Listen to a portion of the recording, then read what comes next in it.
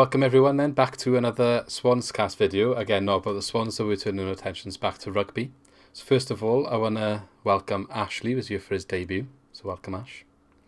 Hello. We've got Lee with us as well, so welcome back, Lee. Hello. Obviously, we're going to be discussing the last Wales match, which was the big one, the one we all want to win. Wales against England. We'll then touch on the next one, which is obviously the Italy match on the weekend upcoming. So let's go right into it. Wales England, and I think it started with a bang because the first two tries right at the start of the match, and they're the two moments that everybody wants to talk about. So kind of fits in nicely. Let's start with the first one. So a try for Wales from a penalty, crossfield kick from Dan Biggar, under potentially controversial circumstances. What do you make of that then? Ash, we'll go with you, debut and all that. There's nothing to question. Everything's legal. It's perfectly fine. There's Yeah. no question. And that's not even a biased remark, right? So that try is scored, in on the 17th minute or something? Yeah, 16th minute, I think. Right, and at that point, England have already given away 5 penalties. So regardless of whether it's a crossfield kick, Wales are taking the lead at that point, whether it be penalty or a couple of shots at goals. We're coming out of that with a 9-point lead. Yeah. Whatever, in my opinion. You can discuss whether he should have been allowed to kick it, and it's funny as hell watching it back and seeing all the memes that come with it, just because I don't like Farrell as much as anybody. But, Yeah. So at that point then, they're 10-3 down maybe, or 10-6. They've conceded penalties left, right and centre. We take the kick and we go. We did it against them in 2019. Obviously, that was from open play, not a penalty.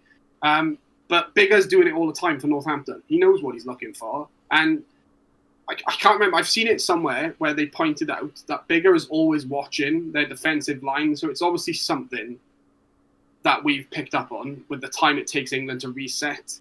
So at that point, I think England have come in with a bit of we're going to walk this mentality. We've caught them napping. It's just ruffled them up a little bit. Yeah, I agree. Lee, have you got anything to add there? No, spot on. Really, I was thinking we'd definitely identify that because I know later on in the match as well, Hardy takes the quick tap, doesn't he? And I think Elliot Daly is still sleeping, so it's definitely something they've looked at with the turnaround with their penalties. Because if you look on the other wing, Johnny May is set. He's in position when Biggar takes that kick. So it's obviously something that they've looked at because Anthony Watson is still walking out that side. It's definitely something they've looked at, and I don't see anything wrong with it. Great play. We're only in that position though, in their sort of half, because of the Itoje penalty beforehand. Which, if I remember, that's his 3rd penalty at that point. So he shouldn't even be on the field, in my opinion, at that point. So he was very indisciplined in that game. We're scoring when we get down there. I'm so glad that Itoje was getting pinged more than normal because he's always offside. I've watched so many England games. He's always offside. And they always sort of, the English coverage is like, they always sort of mask it as like, he's like this Richie McCaw type player who's just getting away with it. He's so clever with the ref. I'm like, no, he's blatantly offside in every game. And that game, he just got picked up on it so much, I just enjoyed seeing him get pinged. Yeah. I think like Itoje is a good player. I think everyone would admit that. But his discipline has been getting away with maybe too much. And now it's coming out a little bit. Some of the rules, they're clamping down on. He's got to adjust, and at the end of the day, and England need to work on that because they can't just keep getting away with the same stuff.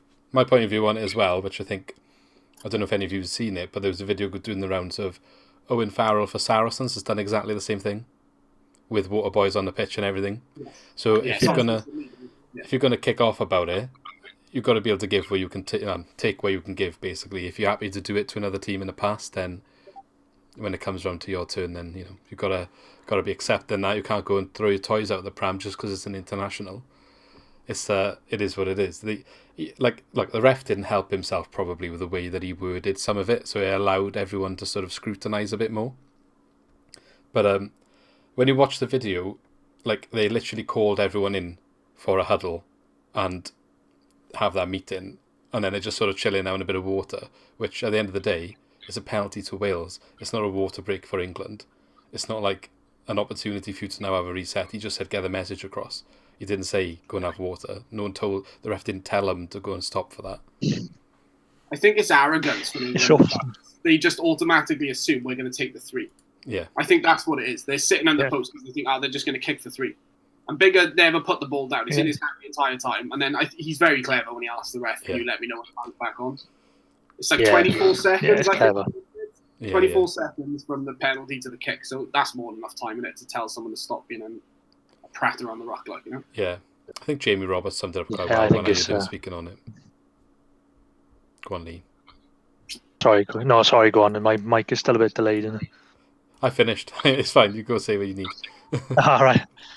No, I like you said, I think Bigger was clever because it's definitely something they worked on because I didn't see the other angle before when I watched the highlights back, I think a couple of days ago. Josh Adams is ready to go when they're still like sort of talking before Bigger's even said, like, let me know when the game's. He's ready to go. He's like on the line, ready to go. So it's probably something they've worked on. It's quite clever. And it's funny because when Bigger actually kicks it, Vunapol has actually still got a water in his hand and he's just like, okay then. Still with water in his hand. Credit to Bigger. It was definitely very clever from his point of view. We've criticised him a bit on one of the videos before this. Maybe saying his time was over. I think we were saying, like, we need to transition to the next. Which Sheedy is making a name for himself, I think. But credit where credit's due. It was good, experienced play by Dan Bigger on that one. So, kind of shut us up a little bit, I guess. But well, I'll take it, to be honest. If it means scoring against England, take it all day long. Okay, so that was the first try.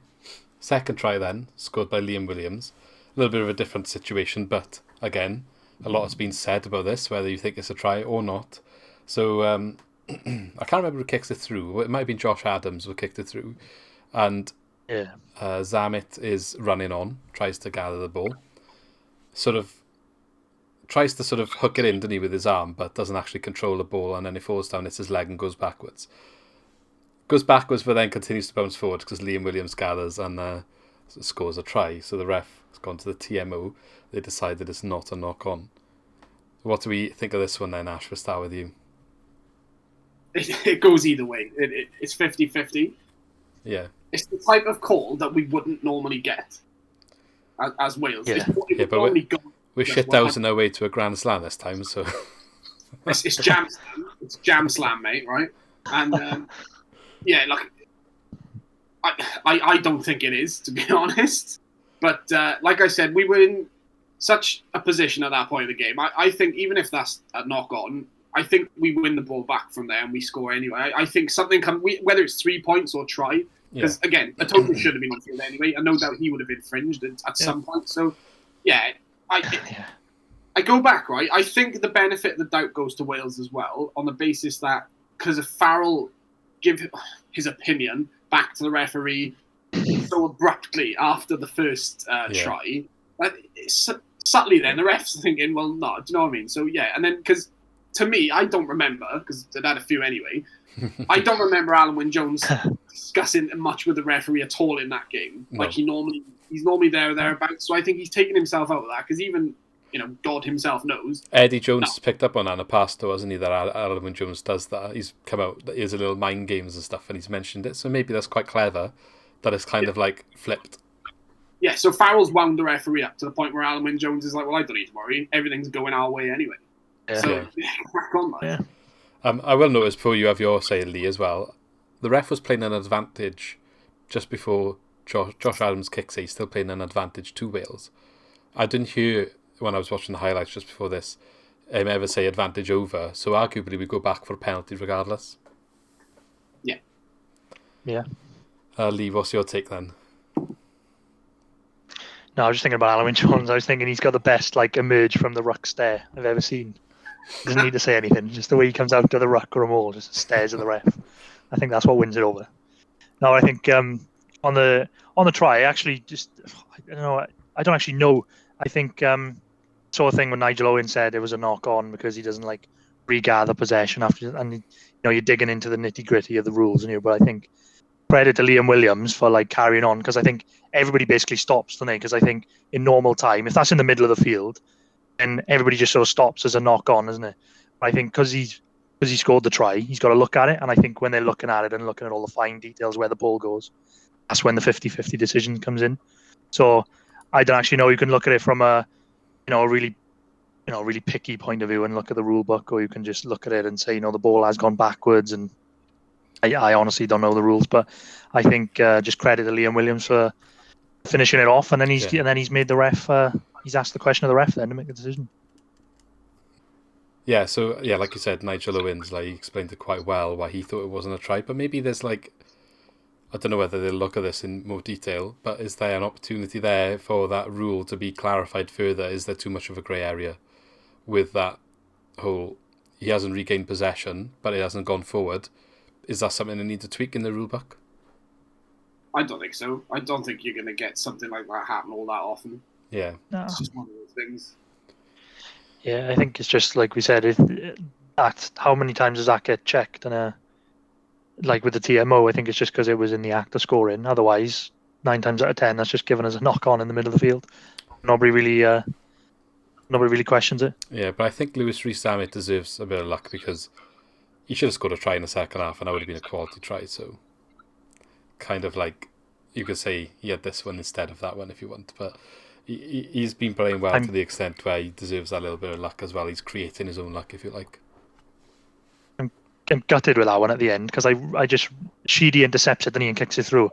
If he just looks left, I can't remember where Zammit was, either left or right. If he just looks to the side and gives it to him, he runs under the sticks, and he would have gassed Johnny May as well, just for the symbolic of that image of Zammit just gassing Johnny May and going under the sticks.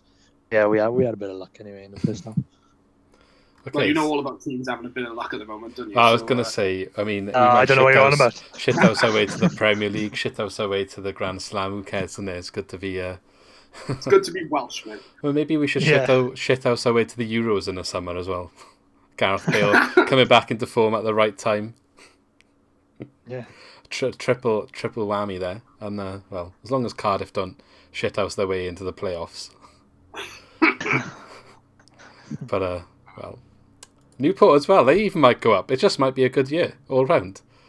I don't know about Wrexham. I don't mind if Cardiff just go up. If Swans get second, I don't mind if we get second, well. then they can do what they want. It gives us a couple more exciting days next year, doesn't it? Some good content we can make on the channel. So, okay. So back to the actual rugby then. So 30 minutes, Liam Williams try, answered then by England themselves scoring a try. Anthony Watson. Not really got too much to say on this, but I think it was the first proper attack they had and they got through. So do we think we defended that quite well? Or if Warren Gatland's here, do you think it still goes in? Or if it's... Well, I say Warren Gatland, I mean Sean Edwards, really. I think so. I think it's a brilliantly worked try from them, to be fair. Anthony Watson is... Him and Louis are currently the joint top try scorers in the tournament, so I'd fully expect him to be scoring on a regular basis anyway, but... I can't remember who it was. I think it was someone on YouTube watching one of their videos. They actually pointed out that nearly all of England's tries have come from a line-out or that type of set piece. So I think we conceded the line-out just before that try, and then they couple of phases straight across the field, and they're in, right? And it's a great score, to be fair. Happy days. And yeah, he's probably going on the lines if there is one. I would think so. Other than that, though, on that note, obviously all their scores tend to come from lineouts. As this guy pointed out, Wales didn't kick to touch once in that game. We did not give them a lineout on our own accord. Unless they won a penalty and made it themselves, we didn't actively give them a lineout. That's why we know them. It's good tactics then, yeah. Anything to say on that one, Lee? No, really. Yeah, like you said, it's a good try. Anthony Watson's one of the best finishers in the world, isn't he? You can't take that away from him. I think on the whole in the game they defended well of that try, and then I think Wyn Jones sort of makes a mistake for the second one, doesn't he? Lets Ben Youngs through, but I think on the whole they're defending so much better than they were in the autumn. Yeah. So I think England had a couple of penalties in the first half, but I think we went in ahead at half time, which, to be honest, you take that, wouldn't you? Especially after the first half performance and all that, but I guess expecting England to come out a little bit in the second half and try and change that. However, the first try for the second half, Kieran Hardy, I think it was one of you mentioned the fact that England were caught napping a bit on the first try. Well, they were definitely didn't learn from their mistakes really. Kieran Hardy's try, it's one of them, I think, where if he makes that try happen, you've got to give him all the credit in the world. But then if he gets caught out, he's not really got the support, and the turnover happens. It's just that risk. He's taken the risk and it's paid off. So what do we think of Kieran Hardy's try? It's just a scrum half sniping try, innit? I think Rhys Webb would have done the exact same thing that he'd been playing for Wales at that point. He's done it for the Ospreys plenty of time this season anyway. I'm pretty sure Ben Youngs from England would have done exactly the same had he been in that position. And, he does do something similar for his score anyway. Not Gareth Davis, though. No, Gareth Davis probably would have box kicked it straight at the toe, Jay, but...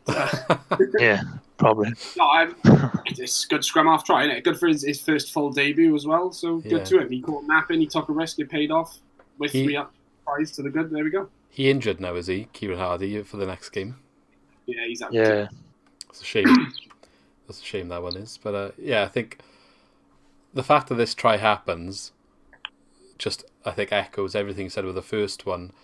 Maybe then you can look at that in a different context. Like, it takes away a little bit England's argument saying that it was not fair because they kind of done it again and been punished again. Yeah.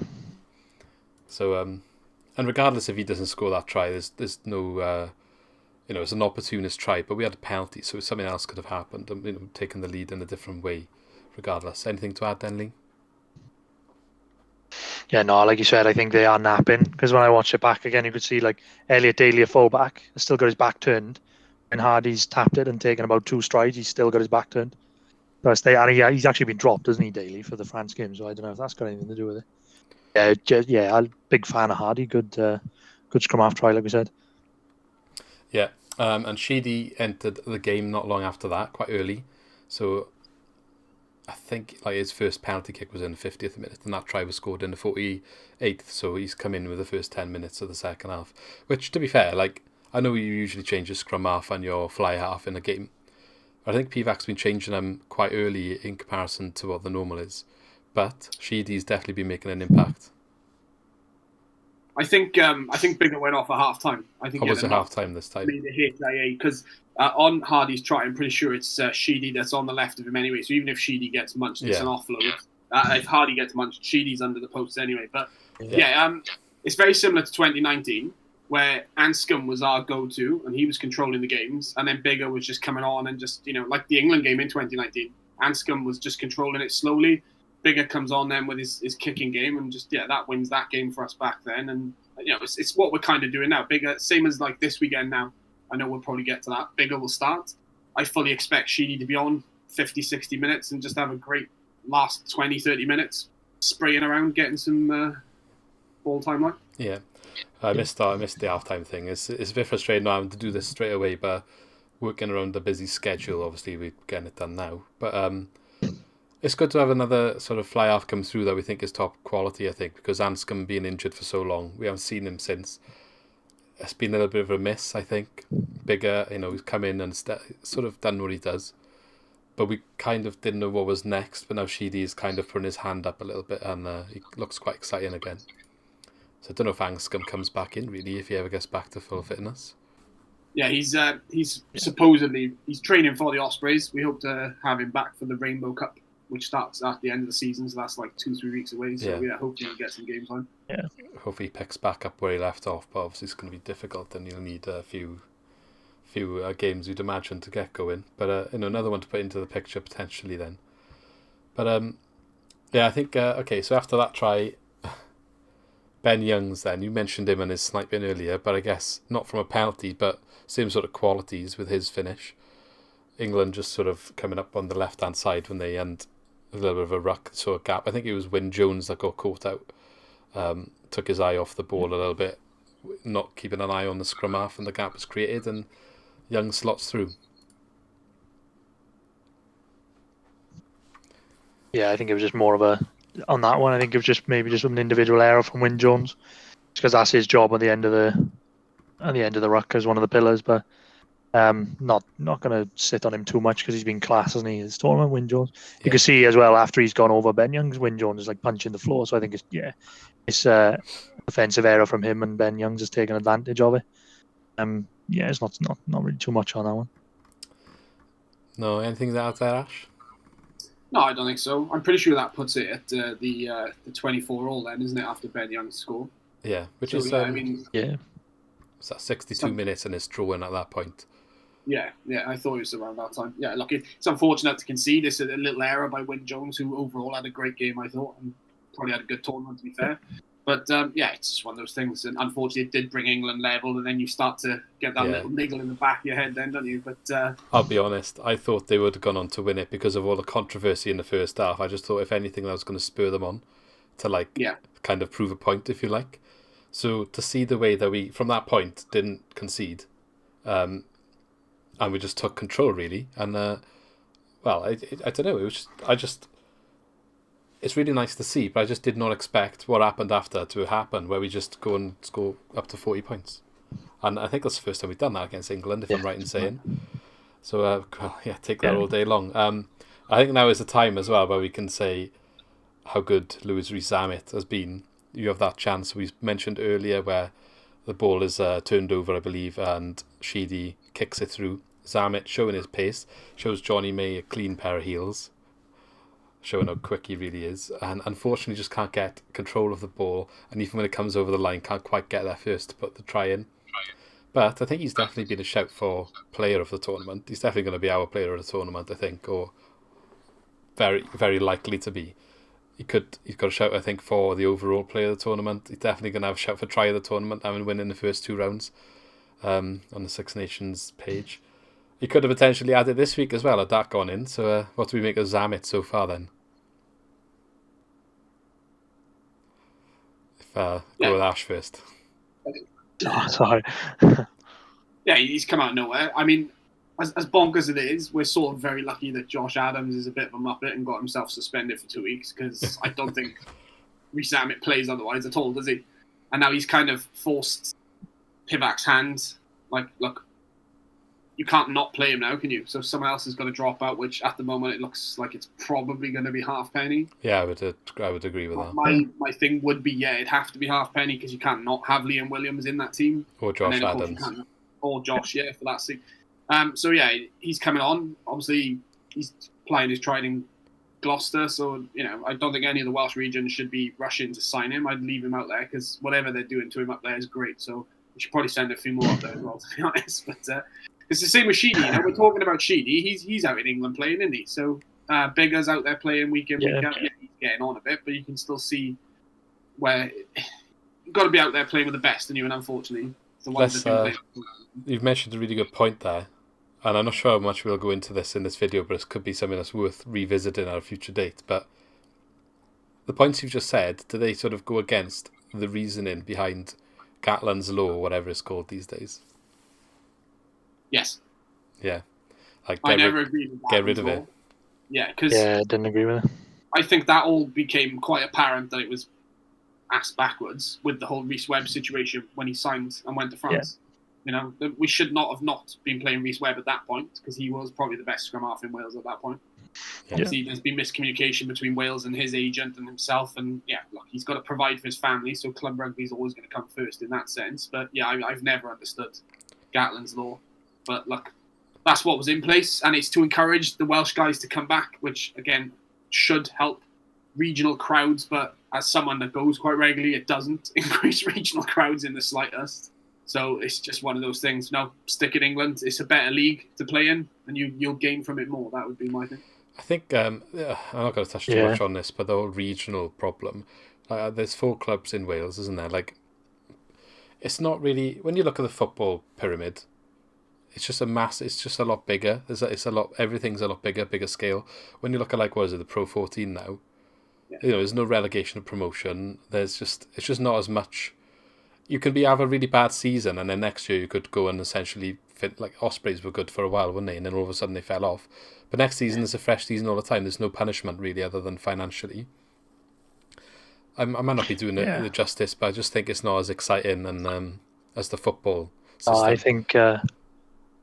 We touched on the English league, and I mean, it's just, I don't want to be too harsh, because obviously I want to see the Welsh regions do well, but it's just a completely different level to watch some of the Premiership rugby, and it's just, some of the rugby is just brilliant. It's so much better to watch. It's just such a better product, isn't it? I think we just lost that by going to regional rugby, because we had such a good club system, and you had Swansea and Neath and and all the other clubs that have gone with it, and Pontypridd and Ebervale and all this. We've lost all this like rivalry now. Like these games were tribal. It was just like you had such a competitive edge in Welsh club rugby, and we've just lost it now. And what's happening is a lot of these players at a younger age, because like Josh Adams turned up in Worcester, didn't he? And you were saying about Zamet and that. A lot of them are just like sort of going to England now at a younger age and then sort of popping up in these clubs. And we've been lucky in a sense that like we've been able to get these players capped because they want to play for Wales. But we've said, and Eddie Jones is on them, is asking about their eligibility. So I just hope we don't lose too many. But if we can have some of our internationals playing in that league, like Falatau as well, plays for Bath, if they're playing at that sort of level every week, then it's going to be good for the international team. Yeah, the problem with regional rugby is it's a bigger scope, and it's not something that you'd be able to just talk off in, like sort of as you said in the past. Yeah. But like recently now, Cardiff have dropped Blue, or whatever. They're just going to be Cardiff now, and Scarlets they're trying to drop Leslie. Now Newport apparently want to drop the Dragons and go. So it's only really the Ospreys that are happy. And to be fair, they've always been committed to the regional structure, and they've benefited from it the most as well, which is what I don't understand. The clubs don't want to be part of regional, but the one that has embraced it is the most successful in terms of silverware, which is currency in sport. Ospreys now, obviously, they had a very dire year last year. They're doing very well this year compared to where they were and what they've got available. And that's because we've brought in a coach who's applied his tried in an English league. That's my opinion. He knows what needs to be done in that. And I'm not the Pro 14's biggest advocate. I'm not a fan of it, but that's the league we're in. We got to get on with it. I don't really watch too much of like the Pro 14, but I feel like I know it's like Scotland, Wales, Ireland, and then they've gone like South Africa and Italy and stuff. It's a bit weird, really. A bit weird setup from looking from an outside in. And I don't know how that would ever work or if that is the answer, but couldn't like a collaboration from the Welsh, the Scottish and the Irish clubs with the English league system worked out a lot better? The problem with that is you do that, and that's what 60-70% of your European competition just in a league then, isn't it? With the exception of France and Italy, you've lost Europe, theoretically. Yeah. No one else really qualifies for it. Champions League in football, you've got German, you've got Italy, Spain, you've got all sorts in rugby. It's pretty much the Six Nations clubs. That's all that's in there. So yeah, I guess it's a problem with like trying to grow the sport, and then it takes time to develop like club level in new territories, and it's a long-term thing, and I don't know what the answer is, but obviously there's people probably trying to push that, and hopefully it improves. And well, for Wales, I think the club level is something that's been a big discussion point for a while. But like I said, we can revisit some of that maybe at a later date, maybe when we're looking at Lions stuff in the future, if that does go ahead this year.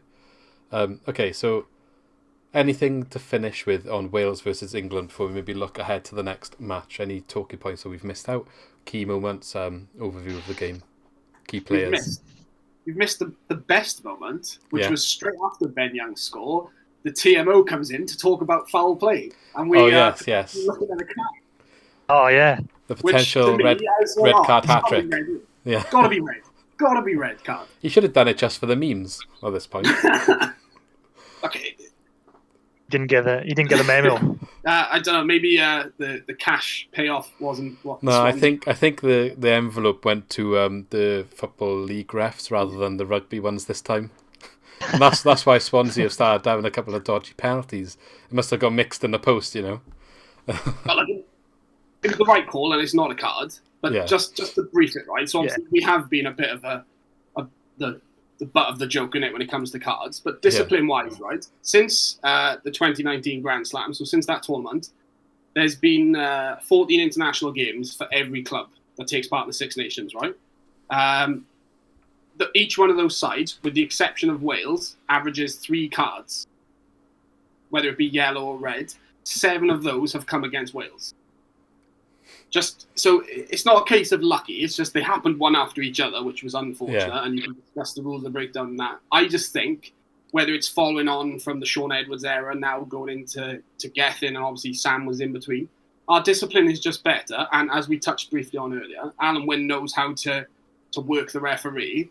I just think that you can only beat what's in front of you. It's not our fault that keeps happening. Yeah, it's a good shout. I think we talked about it in a previous one, didn't we? About since they changed the I think like around about the World Cup time when they brought this new, well, not new law, but like they were sort of cutting down on the high tackles on it. And I think that's good to know. You said about the stats. I think you could just argue that Wales have adapted to it better because obviously we've had history of red cards.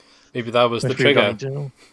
Well, no, but like you said, like our discipline's been great. Like we've seemed to have just adapted to it. And I touch wood now because it probably will mess us up against France again. But yeah, I think we've adapted to it well. The discipline's been class. Especially with Gethin Jenkins coming in. He was one for discipline on the field. I remember Jamie Roberts said about him, didn't he? He was another one for a death stare on the pitch. Yeah. I think that's translated into his coaching now.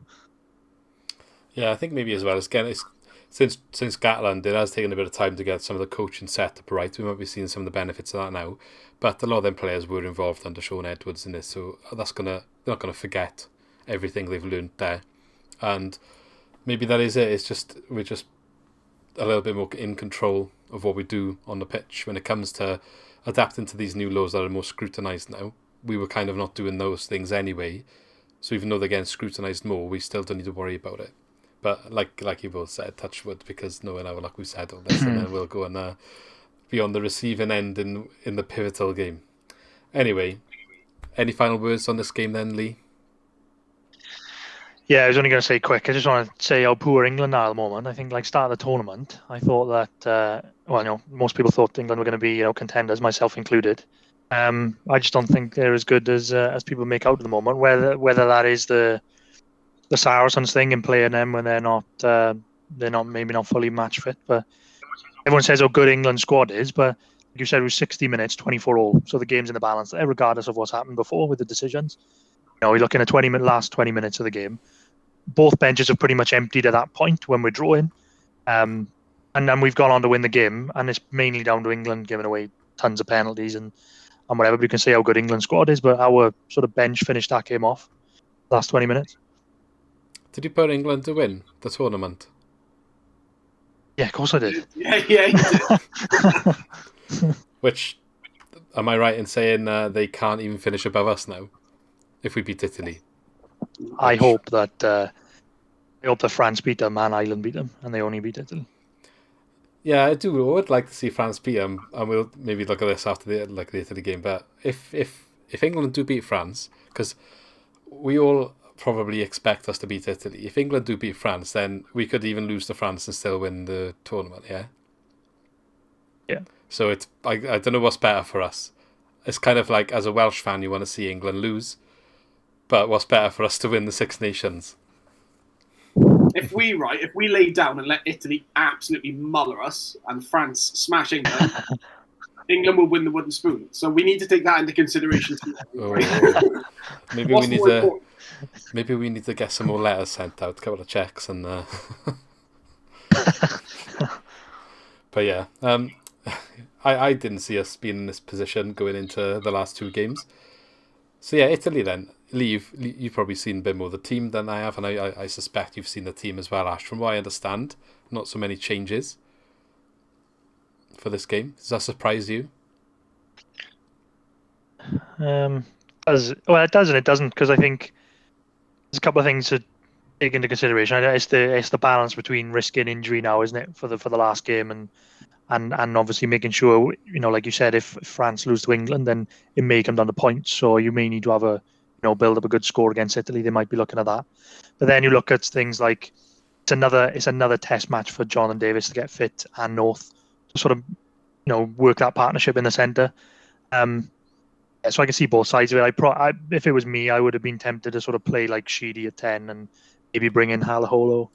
Maybe changed a couple of the players that play in England, like we said, Bigger and Falatau, who have played in between the gaps as well, haven't they? So yeah. I'd have been tempted to maybe rest them, but you're looking at, test match fitness. You play them, bring them off 50 minutes, like we said, 60 minutes. And they go in fresh for the France game then. So it's, I can see what he's done. I can see what he's trying to do. Yeah, Ash, you got anything there? No, I think, you could argue about the Sheedy coming in and Bigger drop into the bench, like I mentioned earlier, about similar to what we used to do with Anscombe. I think that from a sports point of view, though, Pivac, like we were talking, and obviously you guys have covered it in your videos and whatever, that there was potentially that if this Six Nations hadn't gone the way it's going, would he even still have a job at the end of the tournament? Yeah. He's found a winning formula. He's got to stick to that, hasn't he? Yeah. It's a 4-year cycle for the World Cup. He's had 1 year. He hasn't really done much in terms of bringing youth into the squad. He's in his second year. He's won one piece of silverware. We're on the verge of winning like the biggest piece of silverware we can win. But yeah, there's got to be a point where he starts looking at bringing people like Sheedy in and giving Hardy more game time, because if we want to be serious contenders come the World Cups and big tournaments, then we need to be doing that. And the guys like you said about George and Jonathan Davis, there's every chance that they're not going to the World Cup in 3 years' time because Jonathan Davis is very injury prone, and George North, I'm very happy that he's got back into fitness and everything else, but you're always afraid with him. One knock to the head and that's it.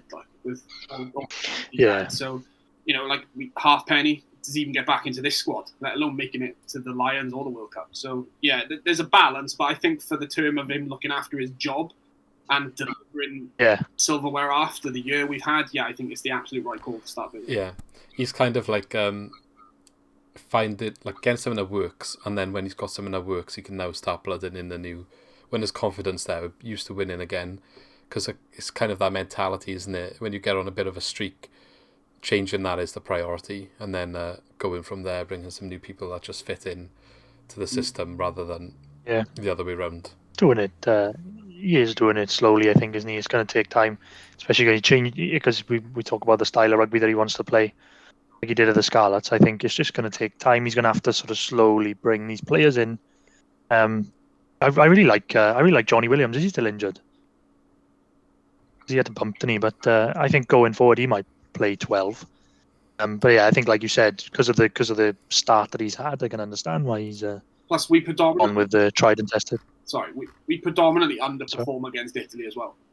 Whenever these games come around, everyone else goes in and smashes them 50, 60 points, and we scrape a one-try win. I mean, it's absolutely bonkers. But then there have been a few occasions. It was a few years ago where it went down to England. It was the last day of the season, and it was like we thumped someone, then they thumped someone, and then they thumped someone. It was just a bit of a mad day. I remember that. I expect us to play that game. I can see it being on about 50, 60 minutes, very close, because we will concede. I have no doubt in my mind we will concede, whether it be penalties or something.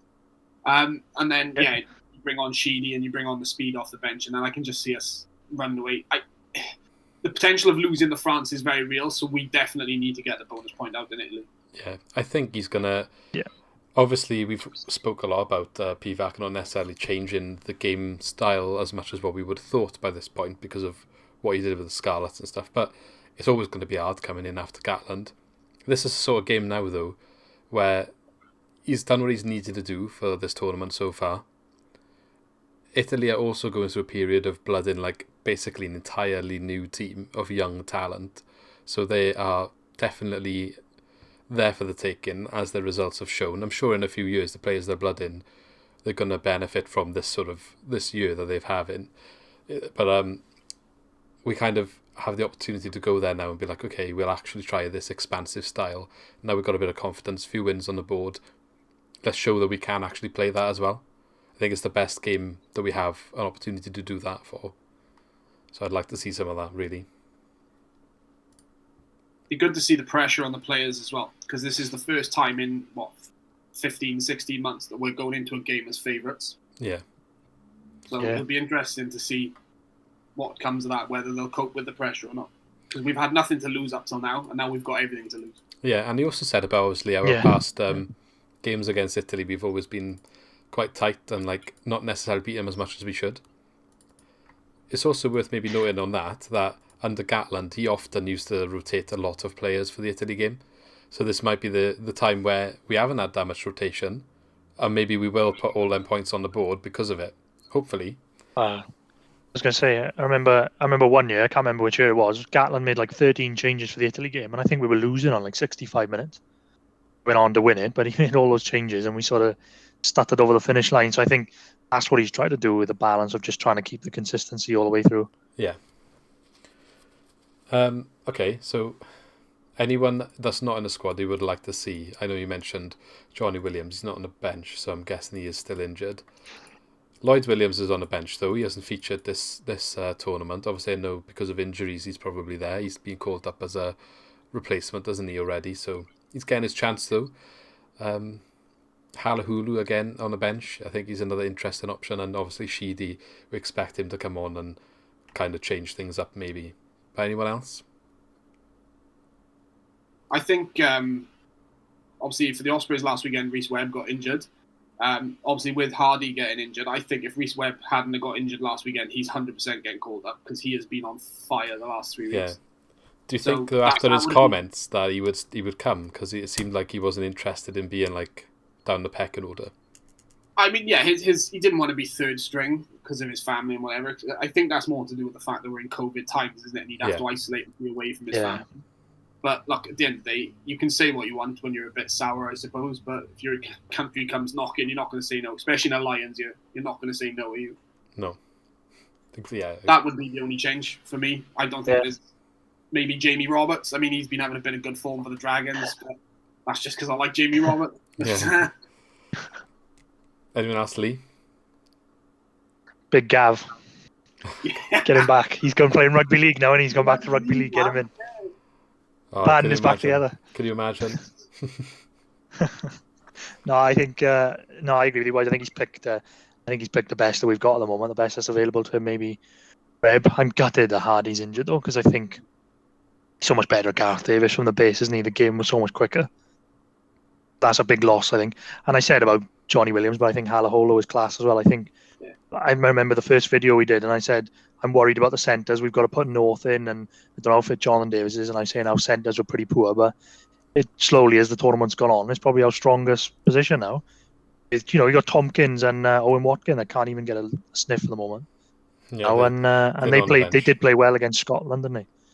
So I think he's done the best of what we got at the moment. Credit to Halahulu getting called up after all those lot and knocking him off the bench as well, constantly. Yeah. So fair play there. Okay, what do we reckon about the score then, lads?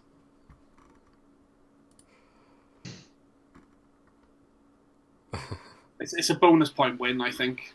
It might take a while to get going, but I can see Italy going over. So Italy on 10 and maybe Wales on 42, 45.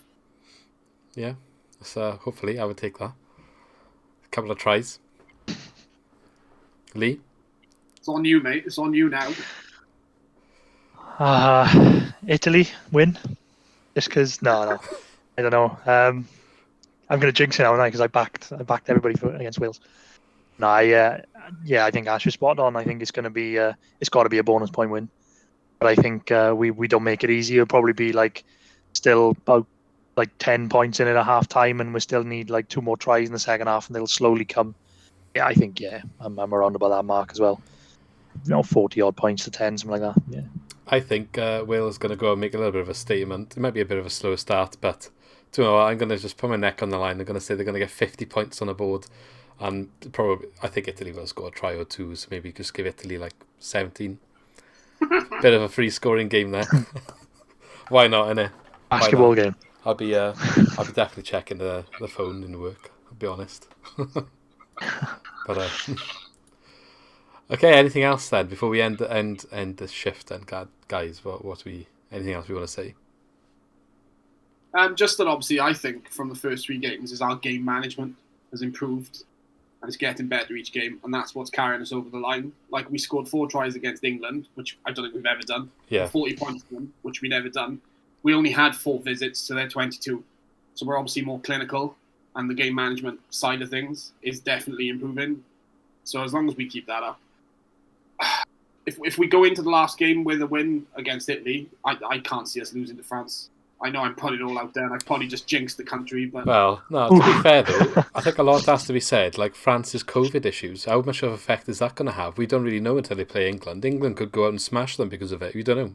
It could have had a bigger Yeah. There's been a lot of stuff in football about the COVID stuff and being actually taking a lot out of you physically. So they're going into the last game looking for a Grand Slam, same as us. It's the Sean Edwards game. It's going to come down to that. Yeah. Yeah. I'm gutted in a way that they lost that. I'm gutted that Scotland game was called off because I don't, to my knowledge, anyway, I can't remember where we've ever had two teams going for a Grand Slam in the last game. It's always like one, isn't there? But I can't remember if anybody has not for ages. Won the 4 game. Both teams won the 4 games going into the last game. So I think it would have happened as well. I think France would have beaten England this week, and then it would have been all on the line on the last game. But then they're talking about playing the Scotland game the week after, aren't they? But is it the week after that? Yeah, it's going to be. Well, yeah, that's what they sort of mentioned. I was reading earlier. There was the rumours. Use like the week off, like the last weekend or something. Or there's still issues with COVID then? It needs to be 10 days, doesn't it? Isolation. So yeah. I think, it's difficult, isn't it? Maybe they should have thought about a contingency before the tournament. Because it was very likely something like this was going to happen. But that's is what it is now. I would have liked it if they played midweek. They would have been a bit tired then, wouldn't they, for our one? So that would have benefited us. Okay, that's yeah, or even if they just moved the Wales game, or even if they moved the Wales game to the week after, like they could have played Scotland in the last Saturday, and then we could have had a Grand Slam decider. But no, they wouldn't move it, would they? No. Well, anyway, it's been good having you odd lads. So thanks for coming as always. Been a good chat. Hopefully, we'll scrape one in next week after the Italy game. I'm not sure how it's going to work. We'll try our best, but otherwise, we'll get some tweets out, I guess. But cheers for coming. Don't forget, as always, to subscribe to the channel and like the video if you enjoyed. Engage in the comments, let us know your predictions, and if you agreed with what we had to say, or if you think we're talking rubbish as well, let us know. I'm sure Ash would love to see the comments on his views, but be easy on him. No, I'm joking. But cheers for coming, lads, and see you next time. See you soon.